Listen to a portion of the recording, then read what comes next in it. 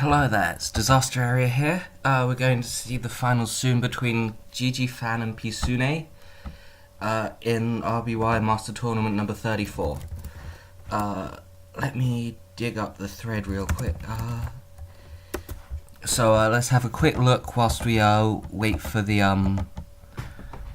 for them to both appear at the run that they had on the way to the finals. So GGFan beat Poet 3-1 in the first round, and Peasounay beat Dread 3-0. Peasounay beat Contact 3-0 in the second round, and GGFan beat Linkin Carp 3-0. Peasounay beat Obi 3-2 in the third round. GGFan beat Medical Gross 3-0. GGFan beat Ninja 3-1 in the semis. Peasounay beat Texas 3-1, and we see we're in the finals now. Peasounay versus GGFan. Now I think, looking at the lead up to this finals, it has been an easier run than it normally is for the finalists in this sort of tournament. I think it does show the lack of great players who are choosing to play in this on the low.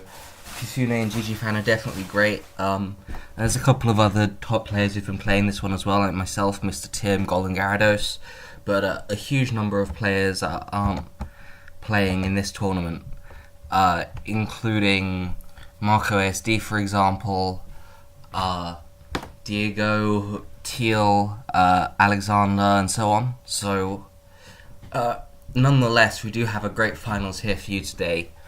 Between two great players. Peasounay, who's over the past couple of years really made a name for himself as one of the best of the best. Some might even say that he's the best active RBY player at the moment, since Marco's sort of semi-retired, Tiba's even more dead, and so on. And he is really impressive as a player. GGFan has been around for eons and eons, and he's had some success in that time for sure. He's no slouch, much as he's a bit of a character.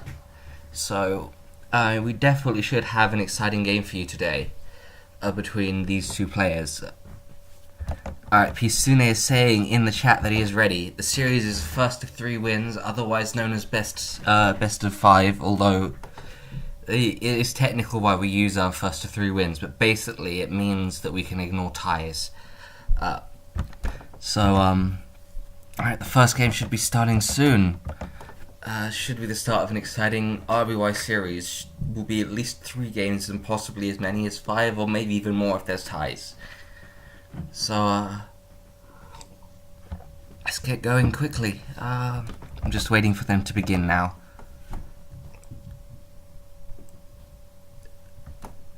And people joining the server to come watch as well, which is nice. It's really nice having our own little server as well to have these tournament games played on, especially finals. It does feel like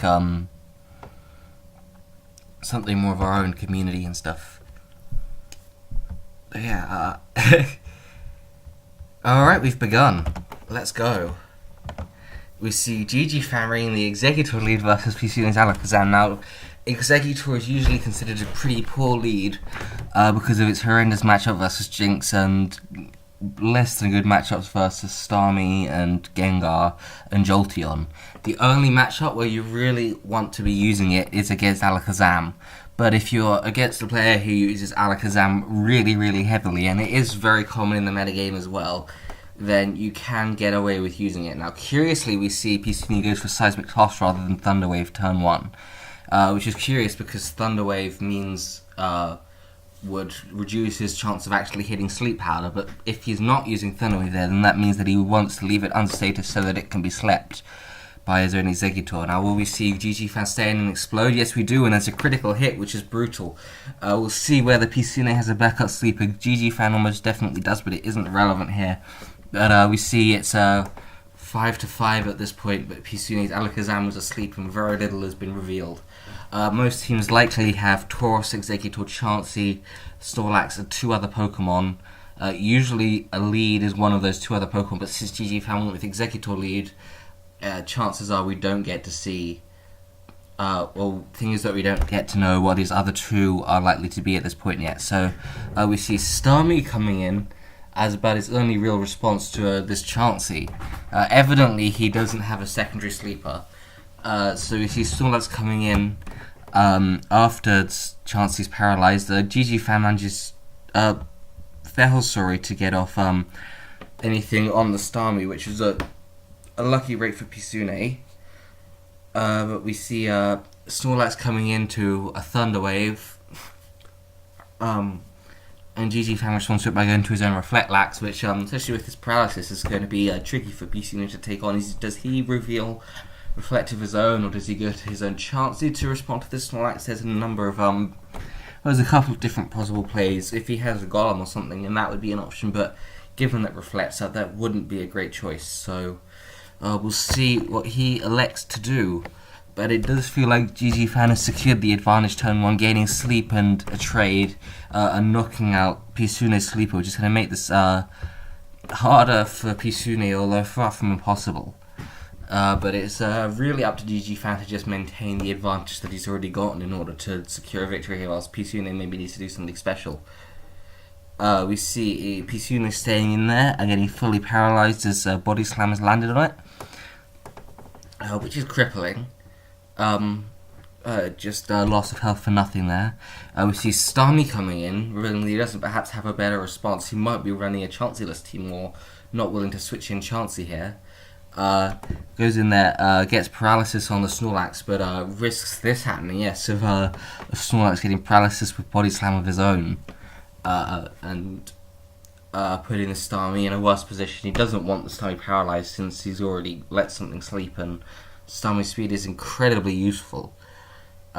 We don't see Hyper Beam from Snorlax there, which would have been the perfect opportunity if he had it, but it is a very rare move. No one really uses that set. Just no one. I used to at one point, but that was a couple of years ago. So anyway, so this matchup we see Peasounay, each player fishing for full paralyses on the other side. If Peasounay full paralysed too much, that's what could potentially take out the Starmie, which would be even worse news for a game already going downhill. We see Blizzard from the Starmie, so it's a Bolt Blizz Starmie, which is not good versus Snorlax at all. All it can try and do is freeze it or deal some heavy damage on it. But Chansey sits on it for days. If he had Psychic, then at least he'd have the opportunity of Special Falls. But defensively, Psychic Blizzard Starmie is much less effective, since it can't hold off Slowbro and other Starmie, for example. Whereas Psychic Thunderbolt Starmie struggles with Executor. I'm going to turn on the light in my room. I'll just be back a second. It's getting a bit dim already. So, we see Snorlax double in as Chansey full paralyses and doesn't get off any damage on the Snorlax, which would have been useful. But we see GGFan brings his Snorlax back in, and they trade Body Slams again. We don't see GGFan going for the instant Reflect. Peasounay was going for the Body Slam as the Reflect went up and then planning to go probably to the Starmie or something afterwards. But that did look increasingly risky. He is running out of means to handle this Reflect Lax. It is dangerous at this point. We might see self-destruct from Peasounay's Snorlax at this point. Although through Reflect it probably only does about 40%, although I can get up the calc very quickly. So we'll see if maybe it's an option to self-destruct and then follow up with Tauros as his last-ditch attempt to get through this Snorlax. So if we set up Reflect, then we see 37 through to 43% is the damage that a self-destruct would do. So at 54%, that could leave him as high as 17%, which isn't even in range of Tauros Body Slam through Reflect. So self-destructing there would be risky, especially if he gets a very low roll and GGFan reflects here. So you can't comfortably revenge kill it. Although it's far from impossible, it is challenging. So Peasounay's running down the clock a little bit here. Players have 5 minutes at most in any one turn to make a decision, and he's spent over 90 seconds on this decision. And it's a tough decision, and GGFan body slams again, and Peasounay full paralyzes, which is a horrible outcome, whatever he chose. So he now is forced to switch in Starmie there into the Snorlax, so that's not a good position. GGFan can fish for a full paralysis here, or possibly a critical hit, although that's about 1 in 20 chance, so it's very unlikely. But it could be curtains for the Starmie, but no, he gets off a recover, but he's in range of another body slam here at this point. Do we see a Thunder Wave? Yes, we do, rather than a recover, and that puts him in range of 2 body slams. So we can't switch in to 2 Snorlax again, and this makes his Chansey all the more threatening, able to fire off a Thunderbolt here. And we see Alakazam coming into this Snorlax, which double switches in. It's a tough spot, and well, he can definitely afford to fodder this Alakazam, although there's a good chance of a secondary sleeper on GGFan's team, given that he led with the Exeggutor, I feel. So, it's definitely, it's only a little bit of a risky play. It does depend on whether GGFan actually does have a secondary sleeper and whether he can actually make use of it. But if it's something like a Lapras, which is what I sort of feel is the most likely thing, then, well, that would be seriously problematic for what Peasounay has left. But he reveals a Zapdos. So yes, it is a Chansey-less team, as I surmised earlier. And we see GGFan trading Body Slam paralysis there, indicating that he doesn't have a Rock type. So, something that he has a Water type and something else, maybe an Electric of his own, or something like an Alakazam. We see Agility there from Zapdos. This Snorlax has been really quite brutal. Will we see Chansey switching in and finishing off the Zapdos? With a bit of luck, this Zapdos could really do some damage. And Peasounay is really going to be hoping for that. He's best to just fire off attacks or whatever's standing in his way at this point. But GGFan really clearly doesn't have a Rock. But it's going to be a tough game to win. He's going to need to get some good luck with this Zapdos. Maybe figure out a way to get off the Snorlax self-destruct. Maybe get it in on the Chansey. He's going to have to go ham with the Zapdos. And then try and win against whatever's left with the Star, which does mean trying to take out the Chansey, or otherwise just getting very lucky with the Tauros as well, which is the other possibility. But yeah, this is going to be a tough game for Peasounay to win, although it is 4-4. The Zapdos is quite low, the Snorlax is low, the Starmie is quite low, and this Chansey is difficult to break through, especially with the paralysis, which in some ways works against Peasounay's favour, as he can't try and Blizzard Freeze it. And we see Reflect from it, which is might make things even trickier, although Zapdos critical hit really will still do a lot. He needs to get 2 of them now in a row to really bust through this. And it makes the Tauros, the Snorlax self-destruct possibility even less threatening. So GGFan is really in a great position. I don't know how Peasounay is going to be able to get past this Chansey. If it's a Seismic Toss set, then this is virtually one unless Peasounay can critical hit through it, or use Snorlax's self-destruct and follow up with Tauros to get through it, and even then he could still preserve it for a little bit. This is definitely a game where GGFan's just in a very strong position. We do see Peasounay gets the double critical hit, which is deeply unfortunate for GGFan, but even still 3-4, with all the damage that's been accrued on Peasounay's Pokemon, it does look like he's still, GGFan could still be in a strong position. And there's an Alakazam, as I sort of anticipated as well, and it can fire off a Seismic Toss there, but the what do you call it thing? Yeah, the Zapdos outsped because of the agility boost, so it was able to get paralysis off. Alakazam can be cured by Tauros Hyper Beam, but it's a roll. Snorlax is in range of a Psychic. as is Starmie just doesn't beat Alakazam 1v1. It just does not. It's just horrible. So he's going to go for full paralysis there, and he gets it. So Peasounay is finding all the breaks that he needs and getting them, and there's the lap press as anticipated. Hyper Beam there. Do we see Sing to retaliate, or do we see a Blizzard? Blizzard's probably the safer option. Yes, you do, yeah. And there's a critical hit as well. Peasounay has to go for the Hyper Beam critical hit here. But if he gets it, then that's a fantastic position for him. He Hyper Beams, doesn't get the critical hit. He's dealt decent damage to this lap press. He decides that it's not time yet to try and fish for a miss for the Snorlax. Lap press could miss Blizzard, but there's not much else here that's really going to be missing attack. So I don't know entirely if I agree with going Starmie there straight away. But it's potentially an opportunity to Thunder Wave and recover up, which would be an interesting line of play. I could definitely see the value in it, but it is high risk. But high risk is the only route that Peasounay has to winning this game. So he's got to go for it. He has to recover here, try and heal up, and he fully paralyzes there, and that basically seals the game for GGFan.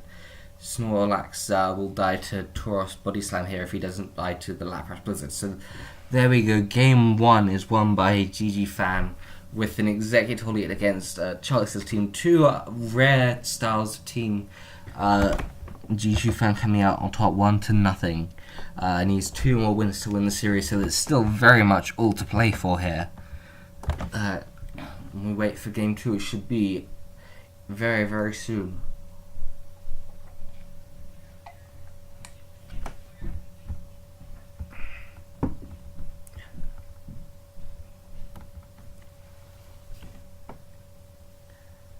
Alright.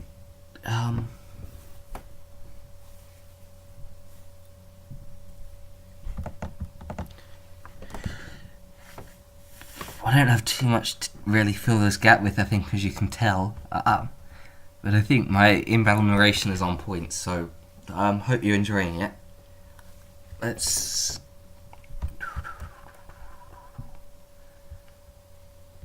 yeah, that was a good battle. It really, GGFan just had the team match up with the Executor lead. Got the explosion critical hit off on that Executor. And he really just managed to push the maintain that advantage. Even though Peasounay revealed a Zapdos, which is decent in a matchup against any team without a rock type.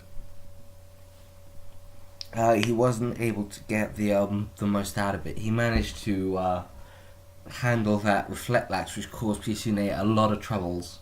And managed to get through the chances, so it really did open him up for a shot, but he was just so far behind at that point that even with all of that luck, it was still a tall order to win the game from that point. So that's sort of a summary of what happened there. Peasounay arguably suffered from not having a chance there, which will force the Snorlax into at least a kind of a stalemate. Although eventually it would get PP stalled, it would at least be able to hold it off without having to risk Starmie like he ended up having to do.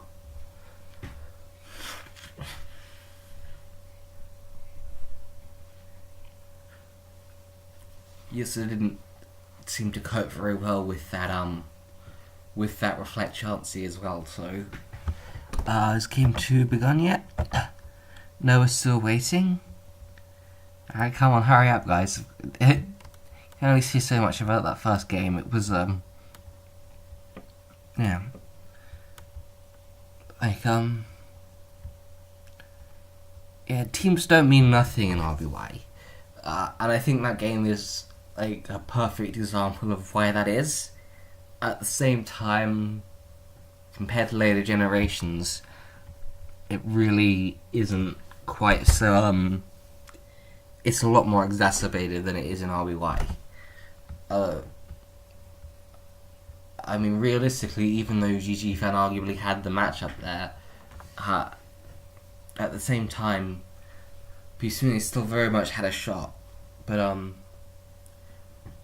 and that was sort of really one of like the worst sort of matchups you could picture, aside from the traditional Zapdos or Jolteon versus Golem or Rhydon, which is the archetypal example of a team matchup in RBY. So game 2 begins.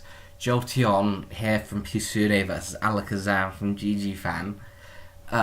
Interesting choices again. Jolteon a little rarer, well, than most leads anyway. We see Exeggutor switching in turn 1 rather than deciding to take the paralysis with Chansey, which was entirely an option.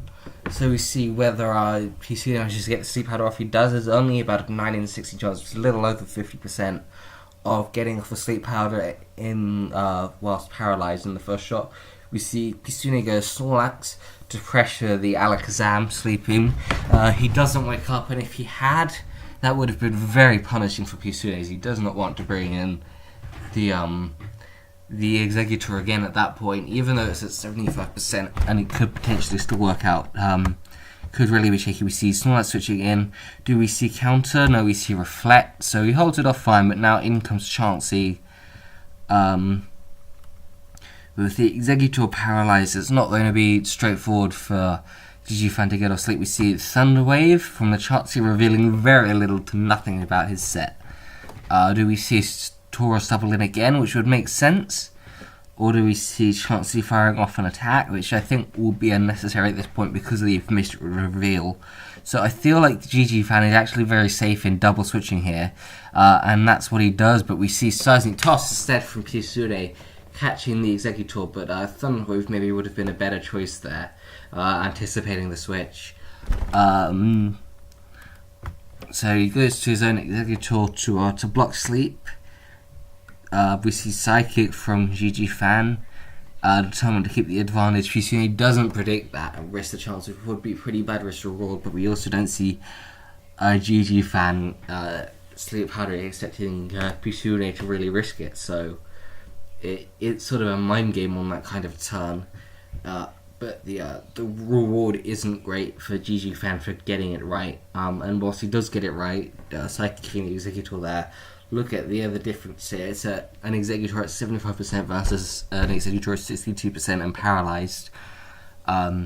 With Psychic doing 13% when it doesn't critical hit or then there's no special falls. It's really not that good of an advantage for a GGFan in predicting that right. We see Explosion there captured by that Alakazam, and that was a great prediction by GGFan anticipating that explosion. This is really threatening to put GGFan on the back foot, and we see double electric from Peasounay, a really rare choice. So the Zapdos there able to threaten with Drop It. I would have personally gone Jolteon and not revealed the secondary electric because Pin Missile can go from that range, and Zapdos is just more threatening, I think, as a Pokemon, but he stays in here. Clearly the plan's going to be to revenge kill with Tauros afterwards, which I think is definitely an option, but I'm not entirely sure it's going to be the best plan. We'll see if it pans out, but yeah, a lot happened in those turns, so maybe if we have some time between this battle and the next one, like we had between the previous ones, I'll go over this sequence of turns. But yeah, surprise double electric from Peasounay, anticipating no rock type from GGFan. I think that is a good call versus him. Yeah, so do we see someone saying hi Twitch, except for the fact that the chat isn't captured in the Twitch. It's just what's going on in the center of the screen. So and someone set mod Peasounay set mod chat to plus, so voice. So GGFan does decide that it's worth sacrificing that, which I think I disagree with, given that he just revealed that he has Starmie to follow up with. Comes in afterwards, Thunder Waves, gets the paralysis and Chansey, which is useful. Means that his Snorlax can now put in some work. But at the same time, this Jolteon might be really problematic to deal with. presumably Chansey and Tauros are the last Pokemon on GGFan's team, in which case the Jolteon could be dangerous, but it depends on how he gets around his Chansey. And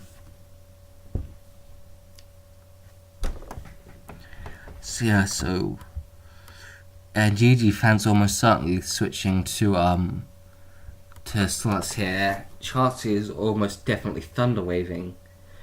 I wonder, do we see counter from the Chansey? If he does have it, this would be the perfect opportunity to use it. Will GGFan Earthquake in anticipation for the fact that Peasounay might well have it? There's no way that Peasounay is switching to... Well, it's a possibility that Peasounay is switching to a Snorlax here, but it seems unlikely given the two moves revealed on this Chansey already, so... we might see Reflect, which is another possibility for the Chansey, which would also be problematic for this one, so that wouldn't lead to it being taken out. So, yeah, this Chansey looks like could potentially be very difficult for GGFan to get through. Interested to see what his plan is. Instead, we see Reflect from GGFan Snorlax, and that keeps him safe from this Chansey. And that was a good way of scouting whether or not there was counter there. Seismic Toss does count as a rare combination, but not entirely unseen, especially in tournament games like these. It's definitely worth checking for. But we see Peasounay just forcing the issue, body slamming this paralysed, reflected Snorlax. I wish whoever's at the door would, someone would get the fucking door, because I'm not getting it whilst I'm streaming. Oh, for God's sakes. Alright, someone's getting it. Goddamn flatmates so lazy at getting the door. Alright, so he booms there, puts him in Tauros' revenge killing range. This game is basically 3-3 now. We could see Jolteon come in instead. But Tauros is better because of the threat of paralysis with body slam. Shut the fuck up. Oh my god. Oh, for God's sakes.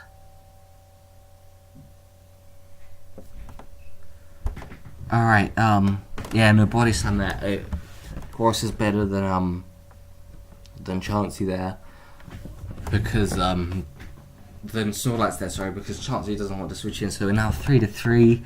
Tauros and Jolteon and a paralysed, probably race Chansey against Starmie and probably Tauros and Chansey of GGFan's own. So I guess Tauros is really again the wildcard factor here. Like on paper, Peasounay has the advantage just because Jolteon is better and that sort of match up than Starmie, but at the same time I don't really know exactly how it's going to pan out, especially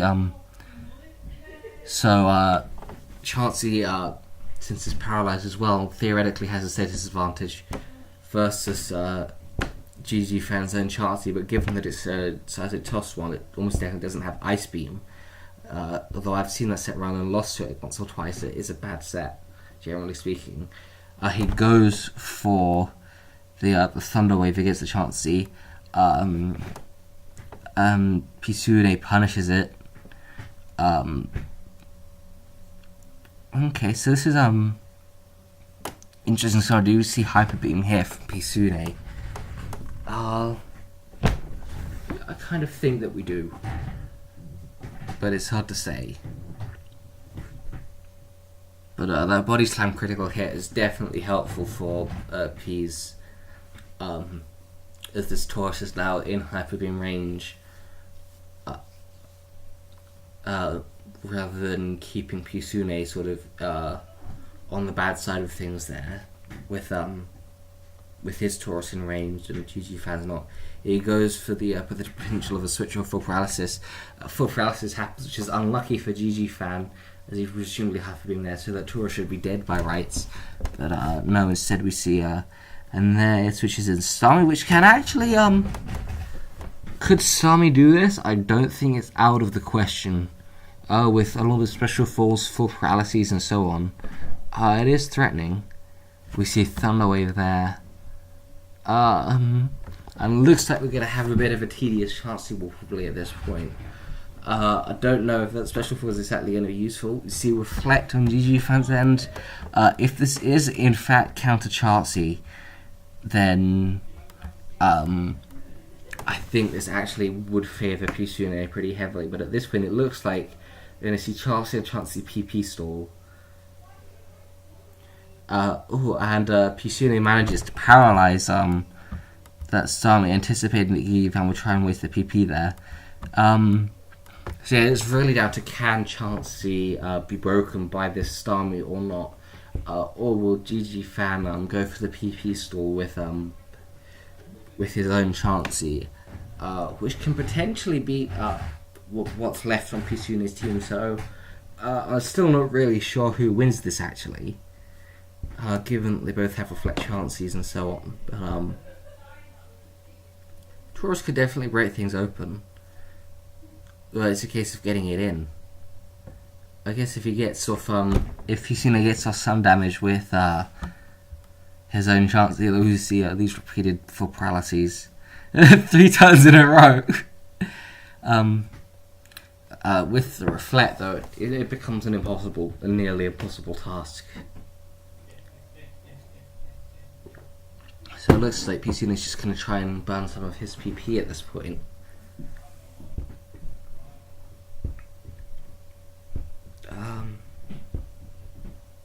And it is indeed race chances for both players, so prepare for a bit more of a tedious endgame for a while. So should we take a minute then and review what happened earlier on? So we're talking about in turn 10 or so, when we had Executor versus Executor. Peasounay sort of revealed that he didn't have Sunspore by not using it against that Executor, which would have been a handy move to use. I mean, paralysing is always a good thing to do, unless it's blocking of the status, but at that point it wasn't, since he'd already gone to sleep. But GGFan managed to anticipate the explosion. He knew once, given that there probably wasn't a seismic toss on Peasounay, and that meant possibly Mega Drain, but much more likely a normal move. Although given the team match, Mega Drain does seem possible. Although I feel like he would have used it. I just sort of feel like Peasounay is a sort of player who doesn't like Mega Drain, but Jolteon is in. That could be bad news for GGFan on an anticipated recover. So the game suddenly got a bit more interesting again. Stuff started to move again, so let's go back to it. Thunderbolt's there. Critical hits to Chauncey. Do we see him trying to break it with double kick? I mean, this Jolteon could single-handedly win it for Peasounay if he gets the luck required. But he does need critical hits and full paralyses to make it work. But at the same time, this Jolteon can survive hits pretty well, so I dare say it isn't all over.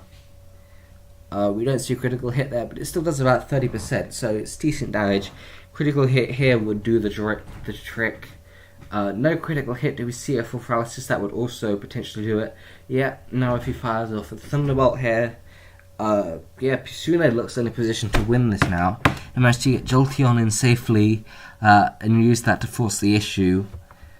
And Chansey gets a soft-boiled off. Do we see... We'll probably see another soft-boiled here, and then a reflect coming up. At which point, I'd suggest that Peasounay is probably going to retreat. But no, we see another full paralysis there. Now, maybe a roll at that point to KO there, but probably isn't quite. See the situation repeat itself, but this is helping stall out the recovery on GGFan's end, and that critical hit just leaves him short. Probably a roll there, so yeah, it's an interesting sort of game of can this Jolteon break open this Chansey. Double kick has incredible PP, so there's no chance of GGFan really PP stalling him successfully. Goes for one more for the critical hit. Does not get it, Softboiled comes up, and at this point I think Peasounay probably switches back out, having burnt a bit of PP, and realising that the best thing is to try and pressure force Starmie into recovering again, and make use of that to bring in Jolteon. Jolteon comes in again on another recover. Time for another Thunderbolt. Another critical hit from it. And we'll probably see Double Key subbed a bit fired off again. So, we see a full paralysis there. Reflect goes up. Peasounay will probably pack it in again. We'll probably see this cycle for a few times, but it's good for Peasounay is that Jolteon is not getting damaged in the process. And he's burning Chansey PP, which means he's more likely to be able to stay the time with his own Chansey.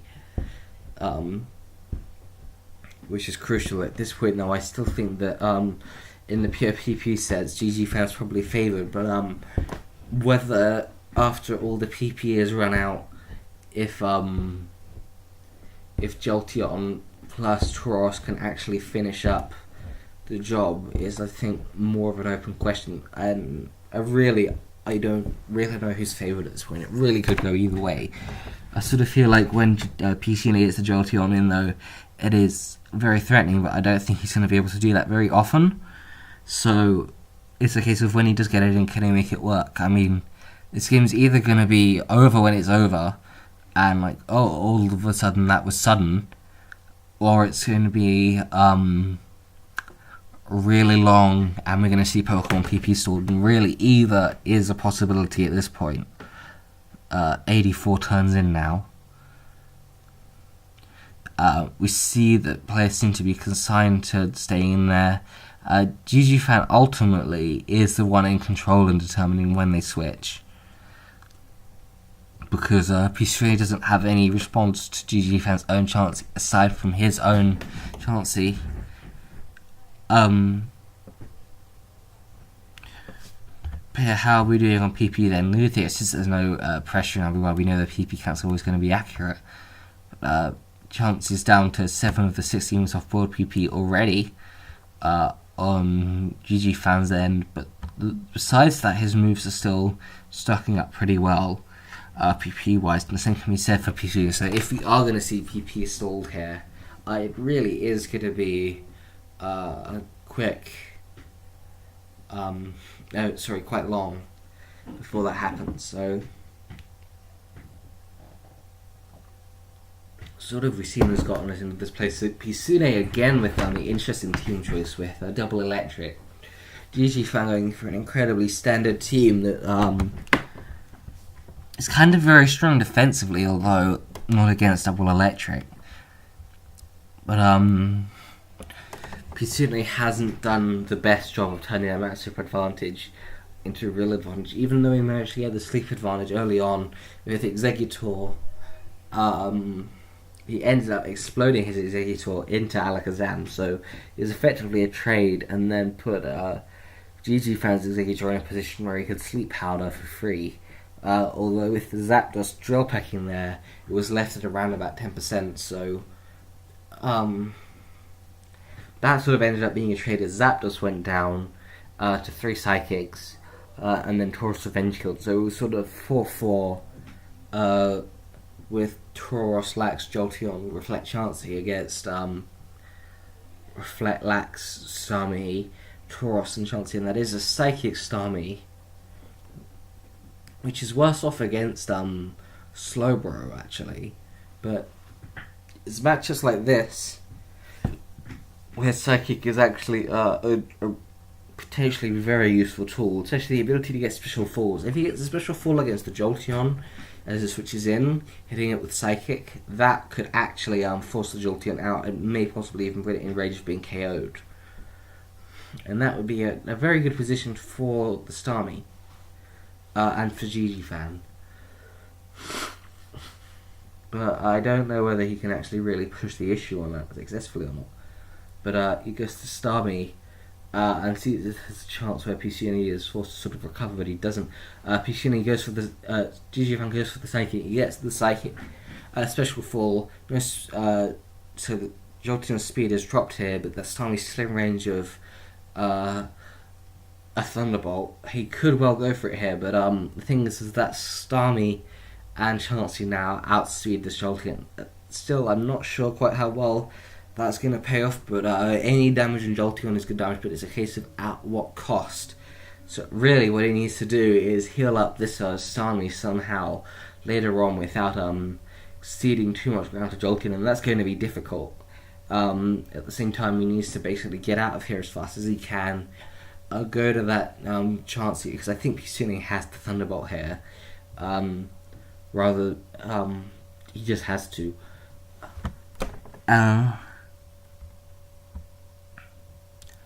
See, otherwise I feel like Tauros could sort of clean up with support there, but no, he goes out of the way, goes in with Chansey, which I find a fascinating play.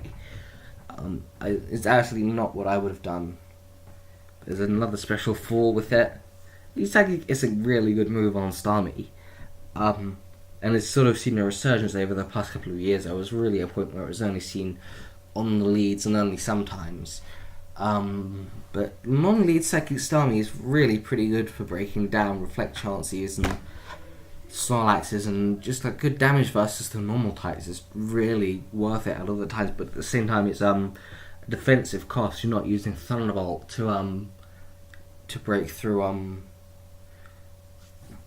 to handle Slowbro, but now this Jolteon is in, and if you didn't fully paralyzed there, you would have had it. And you see there's so many if only situations with this Jolteon against this Chansey. It really is tense, isn't it? Like, if Peasounay just gets the right bit of luck, he can end this game, and GGFan has to avoid that every single time. At the same time, I'm not really sure how likely it actually is for this Jolteon to beat Chansey.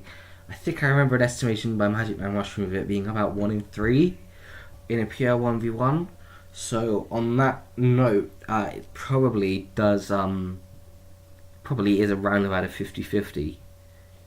We see Thunderbolt there, he gets the critical hit, it goes down, and this game is practically over at this point, yes, and their Jolteon finishes it off. So, Peasounay does have the matchup advantage, bigger this time, and also doesn't force the issue as well, with like all of the trades earlier on. Ultimately, Jolteon versus Starmie does favour the Jolteon user just about, so we're 1-1, and this final is tighter and tighter now. Since they're 1-1 now, it's basically like a first to 2 set rather than a first to 3 at this point. So, see another game very soon. But that was a longer one, and definitely an interesting one where it really felt like it could have gone either way. With some interesting high risk sort of moves earlier on, combined with very safe endgames for the most part,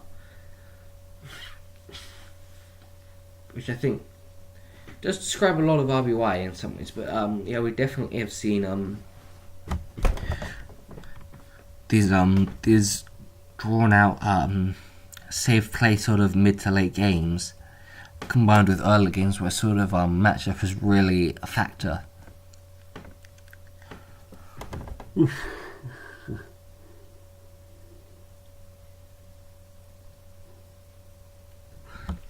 Talk a little bit in terms of not the season, but just overall in terms of Master Tournament victories. Peasounay has won 2 all time.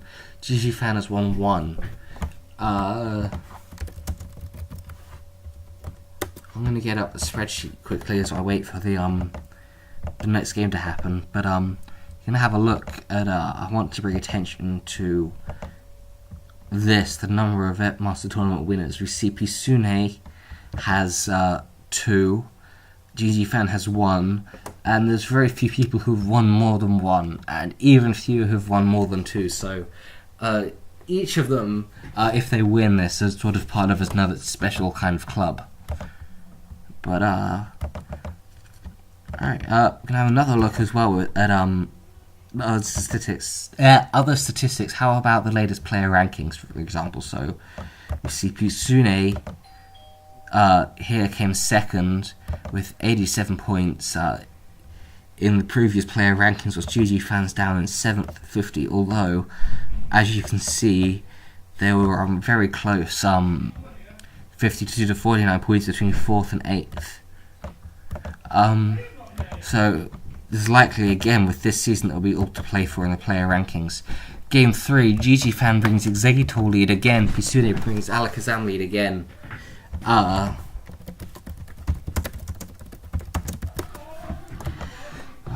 If that makes me noisy, it's not the best of times anyway. So again, GGFan has the matchup advantage, and we'll see whether we see a sort of a repeat of Game 1, where Peasounay has a matchup disadvantage against an Executor lead, and GGFan forces the issue. Do we see a Tauros or Snorlax to follow up against this Alakazam? Tauros is really the best thing, but no, we see Executor staying in, threatening perhaps Stun Spore against the switch in, which is an interesting line of play. We see Starmie coming in, a great cover against Tauros switching in, and also decent versus Executor, and forces GGFan to reveal if he has a Chansey, and he paralyzes it successfully. Blizzard was also an option there, going for a freeze, but now this lets the Snorlax do some work, but GGFan manages to trade for a Thunder Wave there. We don't see Reflect there. Instead we see Snorlax coming in. If this is the same T, then it's a Reflect Snorlax which will be used to handle this Snorlax. Now we do see a Chansey this time, unlike in Game 1, so that matchup disadvantage against that Reflect Lax is not going to be quite so emphasized. Do we see Ice Beam from this Chansey? If we do, then that certainly favours GGFan in that way, but at the same time, okay, so we see Reflect instead, which benefits well, it means that this Chansey can 1v1 the Snorlax reasonably well. Although a critical hit from Body Slam is about 80%, but with Reflect he's not likely to be run out of PP, and he's able to fire off Seismic Tosses. At the same time, Self-Destruct can really be used in combination with Tauros to take down this Chansey.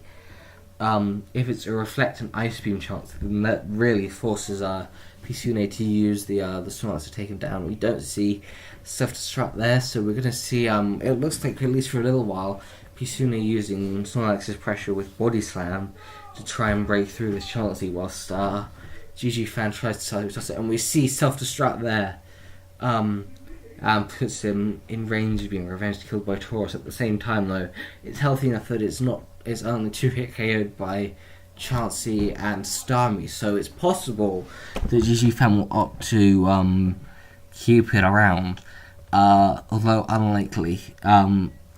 Snorlax switch in isn't quite in range of a Hyper Beam afterwards, but at the same time it would be quite hit or miss if he gets critical hit over a sequence of like 2 or 3 attacks at any point. Then that would be curtains for the Snorlax.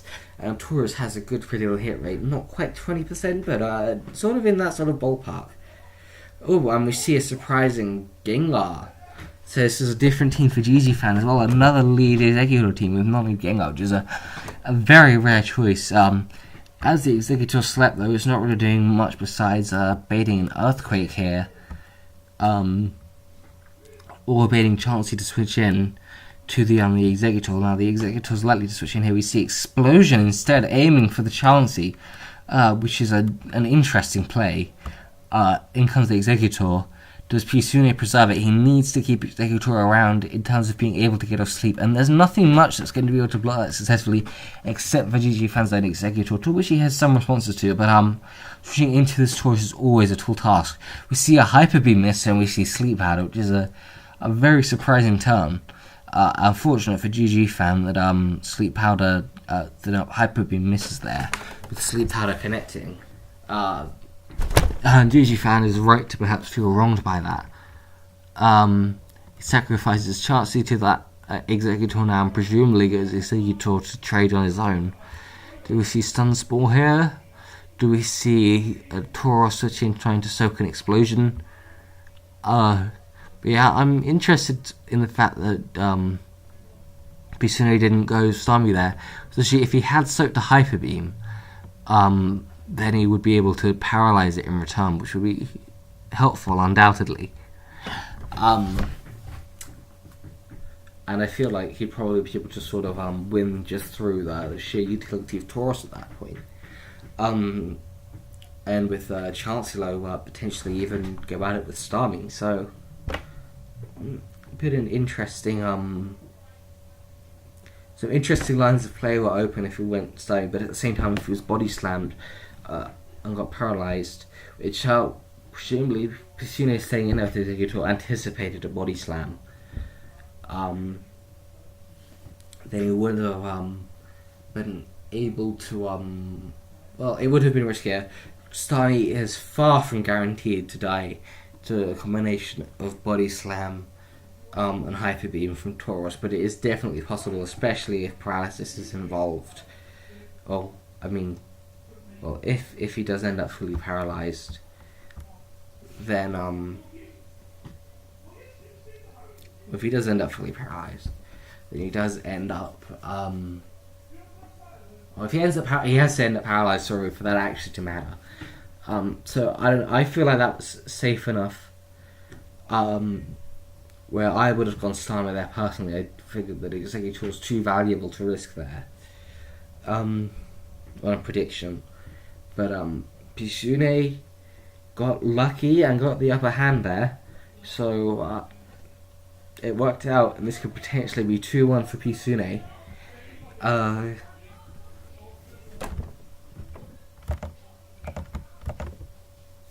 So, what sort of line of play we see now? So we see Peasounay switching out the Chansey there to keep him out of being paralysed. You see an explosion there. All of a sudden, the best thing there is to trade, and we see it's Alakazam last.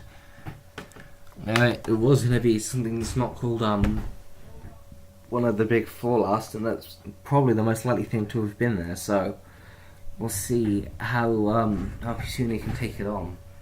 But it means that this chance is probably going to be paralysed and pressured a bit by this Alakazam, which will be GGFan's the main way of breaking through it. And that also means that Starmie isn't going to be the be all end all. Given how healthy Taurus is though, and how healthy Taurus is, I sort of feel like GGFan isn't favoured here. It is 2-4, although it's much more complicated than it maybe seems. But, if anything, that advantage means more PP for Peasounay, but he's trying very hard to keep the Chansey unparalysed, which I think is definitely not unwise. It does give him a really reliable response to that Snorlax, which is definitely good. If he can do that, then he just has to try and cover Alakazam with a combination of Starmie and the sleeping Alakazam, which I definitely think is possible. At the same time, I think it's going to be sort of a freebie. We see Thunderbolt there, so it suggests that Thunderbolt, Blizzard, Starmie a very standard sort of defensive approach to it. So I do feel like if maybe he had second, he would be able to do more damage. Even though it's resisted by Alakazam, being able to force special falls means you can get like stronger Blizzards off, which means that then you end up forcing a Snorlax, which means that then you can go Chansey, far off static tosses and stuff, and just overall be threatening.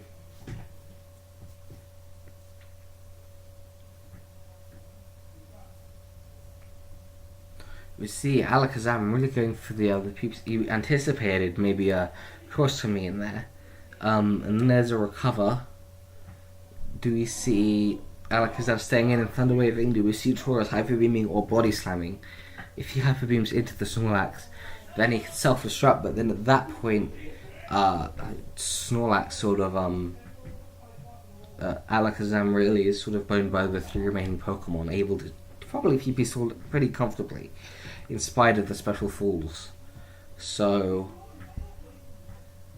okay, so now we see it's a Reflect Hyper Beam Lax, which is a really very rare set, and I mentioned it earlier, but it is a very big surprise to actually see it appear here. If there's any set that having Revealed Hyper Beam could win there, it is probably that Snorlax, but it doesn't do it as a hittable hit, Body Slam, but Peasounay does GG in brackets, indicating that he felt that he got lucky there, and he did, with that Body Slam critical hit at the end there, but also with the Hyper Beam miss. So GGFan saying the RNG has been cruel to him thus far. Peasounay is the first to acknowledge it, though, rather than GGFan, so I think that's reasonable. Even though I really don't think it was anything worse than usual. I do think that I don't know, I wouldn't have complained about that personally. But okay, so we're waiting on the next game. Should we have another look at the statistics? How about the number of season wins? Like we don't see either Peasounay or GGFan on that list. Now, winning the Masters Tournament would mean you're in the best position to win the rest of the season objectively, but there's still so much else that can happen at that point. So it's also interesting to note that neither of these players have yet to win a season, although I believe both have probably come close. In terms of Masters Tournament winners, though, Peasounay won number 33, number 26. GGFan hasn't won one since Masters Tournament number 6, which is a couple of years ago, I think, as you can tell. So Peasounay is looking to keep up a dominant streak, where it's like, well, can anyone beat him? And he's up 2-1 now. He only needs one more win. GGFan needs 2, so he could really be keeping up a hot streak here, where nobody is able to stop him.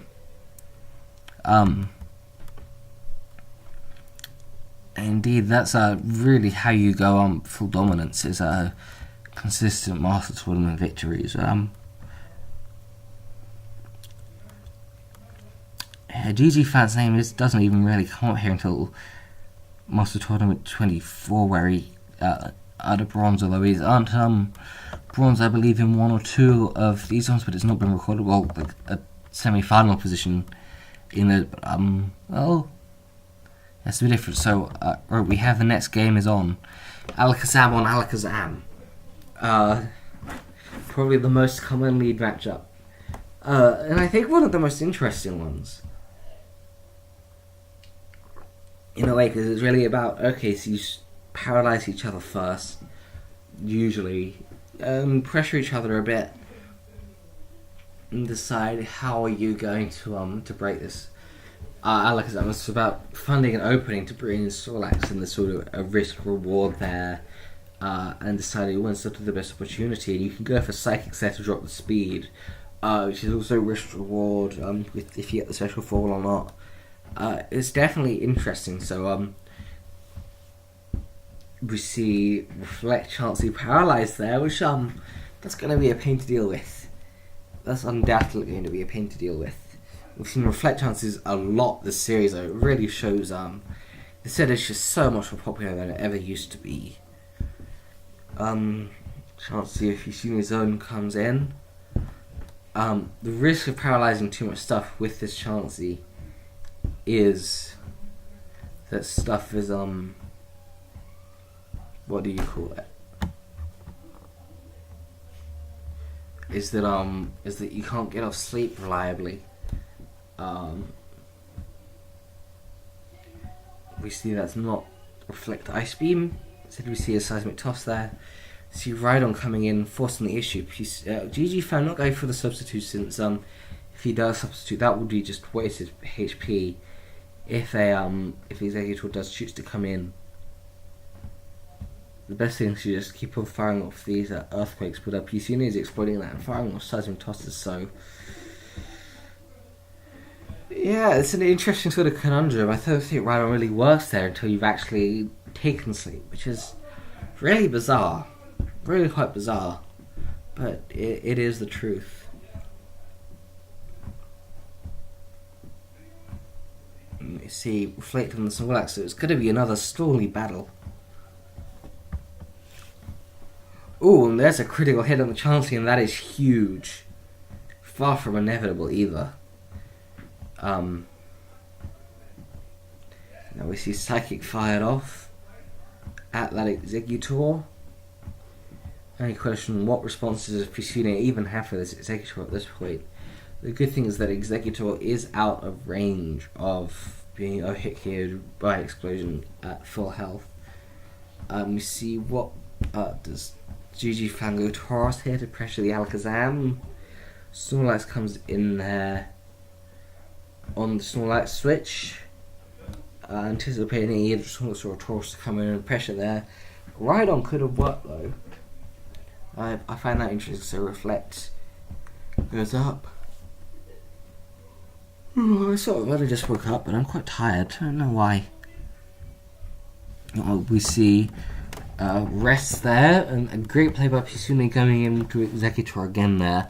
To fire for another Psychic, forcing out this Snorlax, just doesn't want to take it. You see a critical hit will absolutely maul it. And it's another chance to shape up this Executor. And given that these are the only two status Pokemon on the team, that really does give him a bit of an opening to go for sleep. He just needs to wear down the Executor to a point where it's no longer able to block sleep. But that means doing this a couple more times at 48%. A 2-hit carried by critical hit psychics and stuff, but without critical hits, just only around about 10% chance on Executor. Maybe a little over.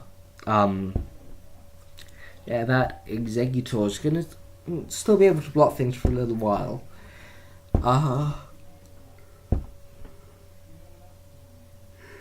Question is, do we see so do you see Alakazam coming in again? We don't see GGFan making a bold prediction and going to a Rhydon or Tauros there. And we see Alakazam wakes up, which is a great shock. And very helpful. He does stay in there and he does get it. And this Executor is basically forced to explode there, which makes this Alakazam this Executor even more threatening on Peasounay's end. So that early would really paid off. Early is probably one of the biggest sort of types of hacks in the game. Because being awake versus asleep is just such a huge difference, and there's such a wide range that it really does affect things. So there's paralysis in exchange for sleep powder, which was a long time in the making, 25 turns in. But with the Executor paralyzed, the Rhydon is going to be more useful. Oh, it's only at 52%. It's already down to 52%. So,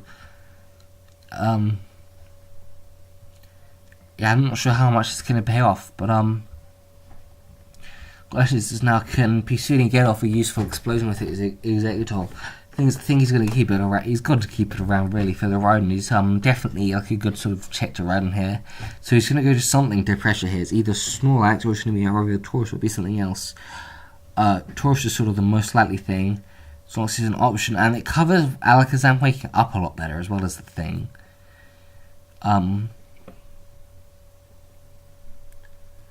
He doubles back into Executor rather than trading for a Psychic there.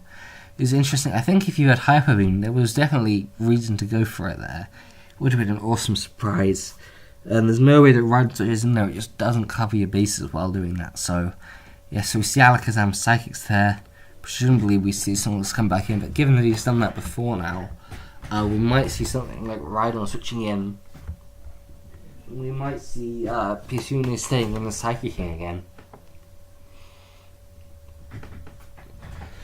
Yeah, and we see Chansey switching in. If you realize it's a Reflect set, and he's going to have to go for the critical hit here, it looks like.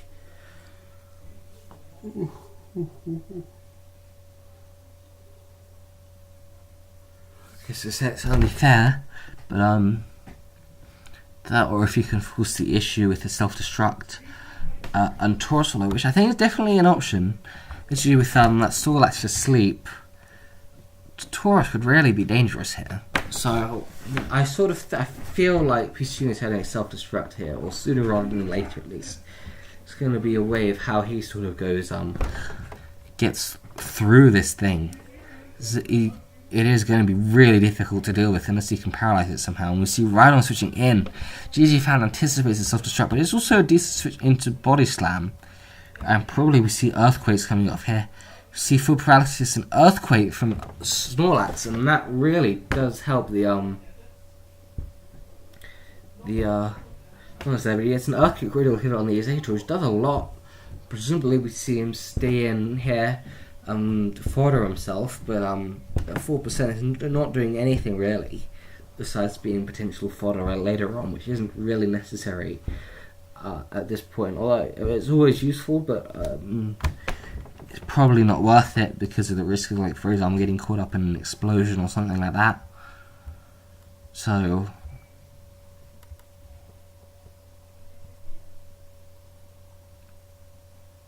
yeah, there's a psychic. I mean, the best that Executor can do probably is explode on the Alakazam at some point.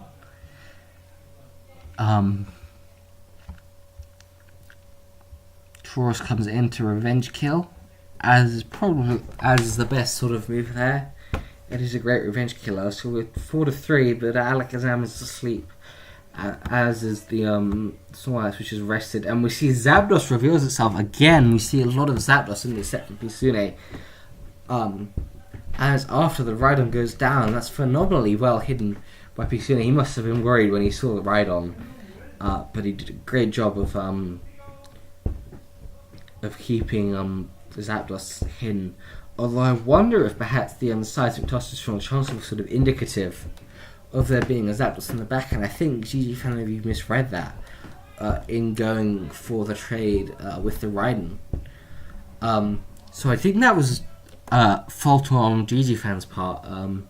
Maybe even like a little fault on Peasounay's part for subtly sort of hinting that he had it in the way that he played. And it's going to be difficult to deal with now. I can Thunder Wave here, which I think is really just the best play. I mean, he wants that chance to paralyze, and he doesn't really want to go at it with Zapdos just yet. If he can do more damage to that Chansey. Okay, he switches in Alakazam, which is not a bad play actually. Draw pecks there, critical hits. Should he stay in anyway? Yeah, probably should, just because you can't switch in Chansey to a drill pick there. But he managed to keep Chansey unparalysed. If he is going to get paralysed, he's going to be doing it in a trade with his Chansey. Now we've seen Reflect and Thunder Wave reveals so far, so presumably another race Chansey. He sort of needs it to be Peasounay needs it to be paralysed to be able to break through it.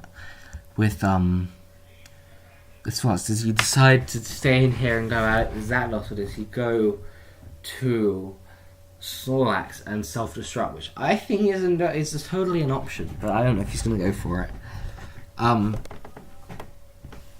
But yeah, Tauros, Zapdos, Snorlax. If you can get a 1-for-1 trade with that Snorlax,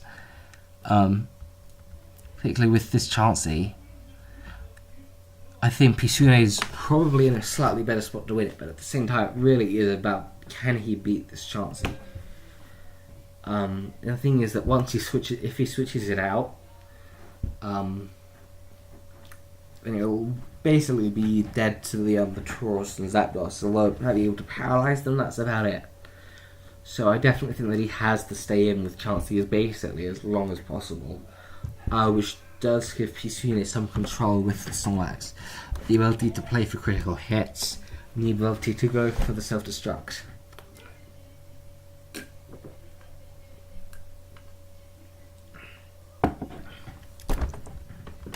So it looks like at this point there's a good chance of Peasounay taking this Master Tournament Finals 3-1 rather than GGFan taking it to the full 5 games.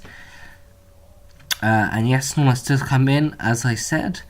Chansey does stay in, as I said, and presumably we see attacks fired off now. I don't know, I wonder if it was maybe a misplay to not Thunder Wave the Chansey. And we see self-destruct there as Chansey softballs. GGFan anticipates Peasounay's plays beautifully, and it pays off magnificently. This Chansey is now going to be much more difficult to deal with. Well, with that self-destruct burnt out, Chansey at 40%, and he could very well end up trading paralysis on the Tauros.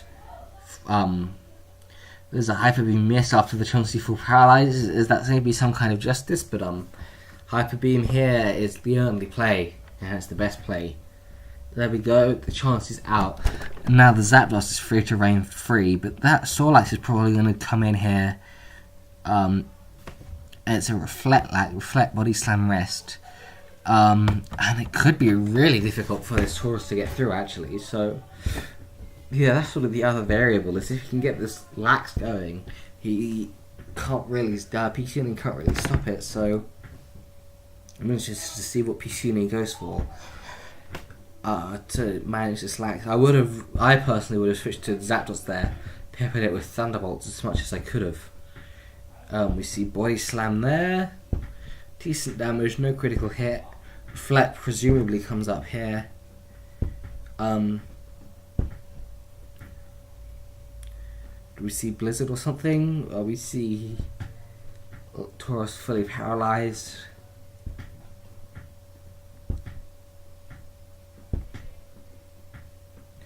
It occurred to me it's in range of a Hyper Beam crit. But I don't know. If you wanted to switch into Zapdos, you should have done it whilst it was still asleep, is the thing. Or whilst it reflected, so... Yeah, I think Peasounay sort of forced to sacrifice his Taurus now, given the liability's gone down. Trying to take out Snorlax in the process, so could go for Blizzard Freezes, Hyper Beam crits. Body Slam crits aren't really going to do it. So do sort of a little over 50% or so.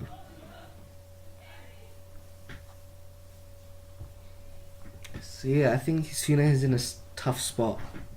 And he does get a Body Slam critical hit, and which that does coming in on the rest, able to fire off Thunderbolts, and that's a good play by Peasounay, and it really pays off for him there. I'm not entirely sure. I don't think he quite 3-hit KOs, but with critical hits and so on. It's certainly Snorlax can't sit here and rest loop is the thing. The most he can do is get it off a Body Slam. I think so. Yeah, Thunderbolt, though you can't see it entirely clearly. 18.6% chance 3-hit KO, but that means A, that there's a chance even with that critical hit, and B, that even with like low rolls and no crits, the most that GGFan can do is get off a Body Slam.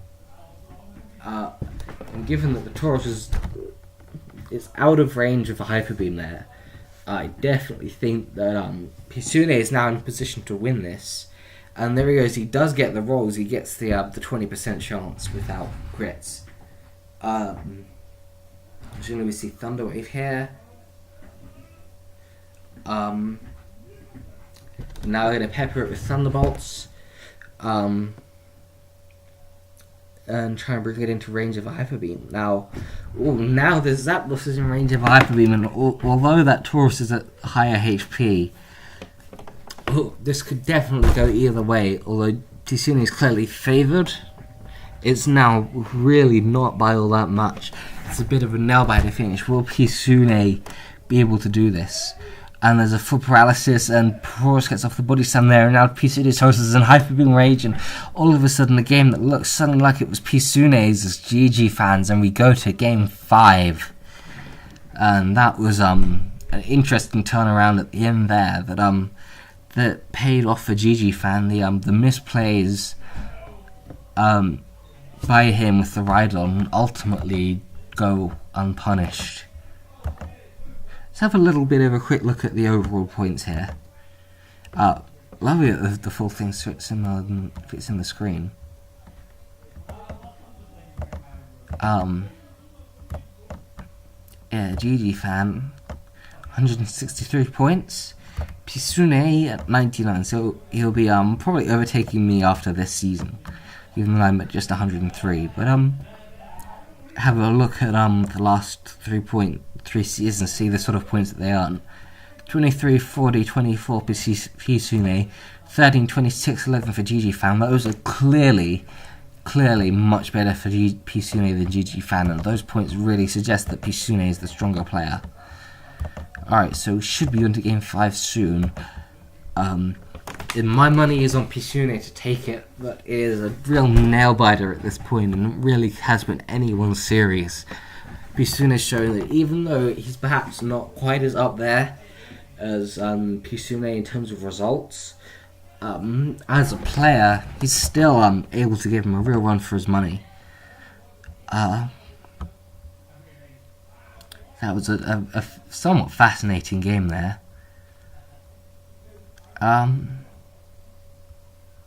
Looks like there's a double battle going on here. Just casually. Between Dragon and TG. But anyway, yeah, that's what our 1U looks like in doubles at the moment. Hello, when Raichu is cute, isn't it? Alright, game 5 should be soon. Are you ready for the nail biter? Are you ready to see whether Peasounay can get his 3rd Master Tournament win and his 2nd in a row and get a really good streak going, or whether GGFan can get his 1st Master Tournament win in 28 tournaments? It's all to play for, and it's the final game of an exciting tournament, and glad to be bringing this to you, and I hope to do more of these, narrating the finals of our Master Tournaments in particular, really giving you, it's just a lot of fun to watch, isn't it? And especially if you're newer, I sense it probably teaches you a bit more about the game. How does a normal game go, and what sort of the right plays and stuff, and what's going on in terms of like the dynamics of the sleep, and how players pressure things with their Snorlaxes and so on.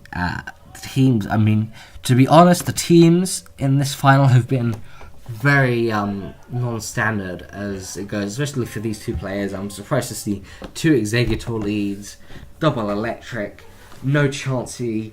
4 of the 18 so far have been quite novel. Not that I'm much of one to talk, but it's just undoubtedly worth recognising that these teams are interesting and different choices.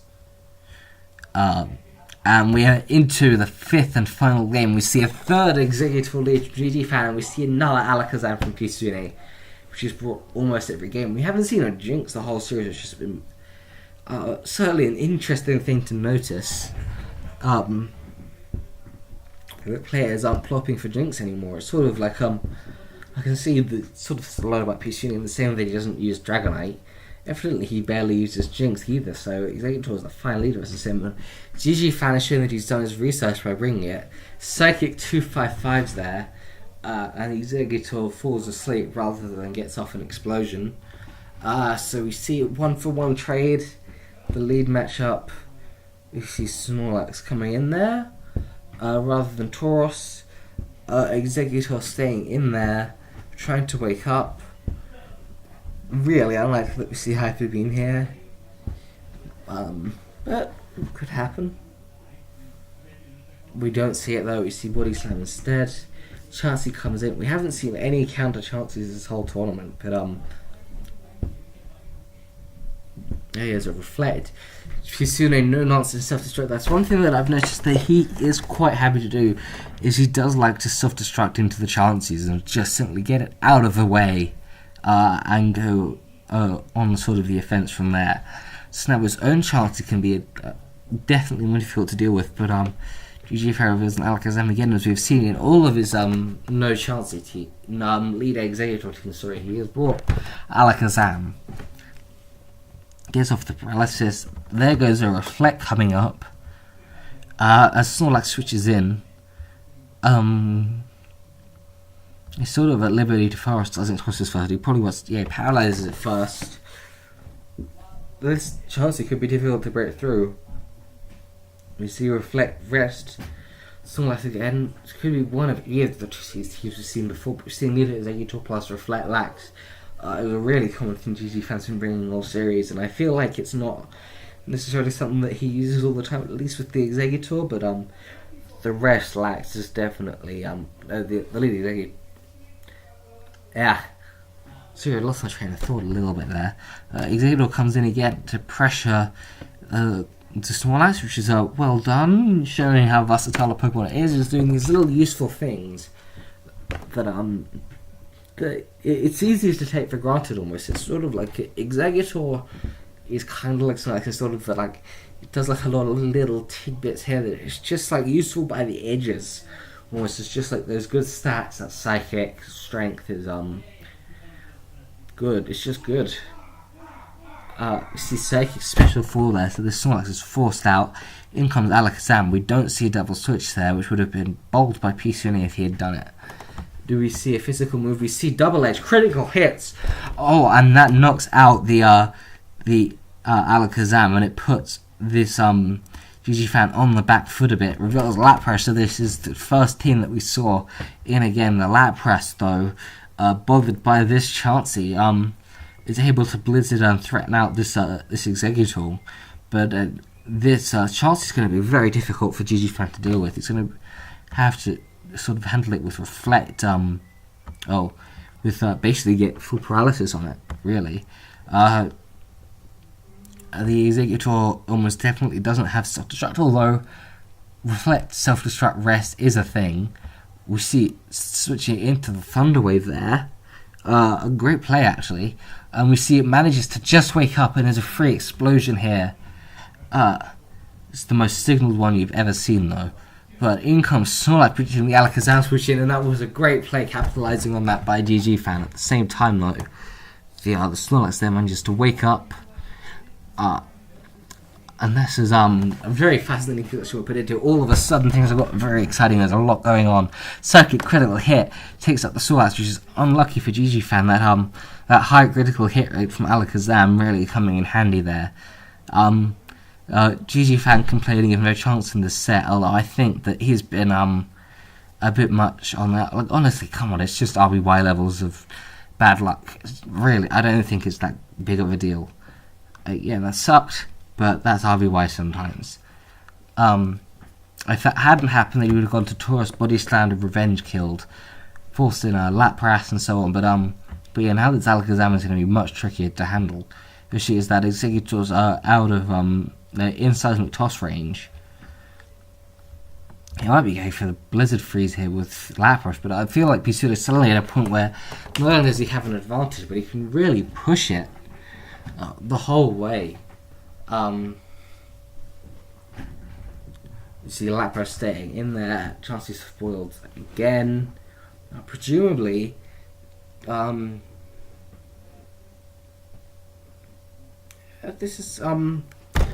is that Exeggutor. The Exeggutor is not paralyzed, which I think must be like his main switch in. He gets exploded on. All of a sudden, the Lapras is a bit more dangerous, although it's going to struggle getting through this Alakazam. She'll show you the damage quickly that this can do. It's a little disappointing, maybe. But we see Sing there from Lapras, and that catches Peasounay off guard, and whilst it's unlucky, it does pay off. But look at this, the damage that Blizzard does, 32 to 38%. Only 3 hit KO, Body Slam there, critical hit KOs. Which only does 27% normally, but I find that curious that he went for that, but it worked out. He's got the Exeggutor, which can explode left. The Taurus, and then whatever is last is presumably a Zapdos or something. So I feel like it's a case of explode here, Taurus 1v1 it, and then finish off. Oof, that really doesn't do much, does it, at all? No, instead Zapdos comes in.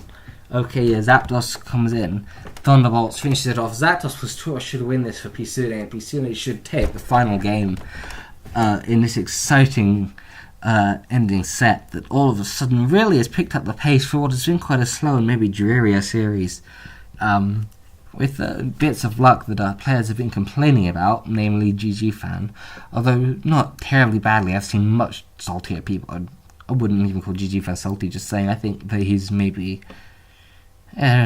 whatever, but Peasounay has comfortably won this game now.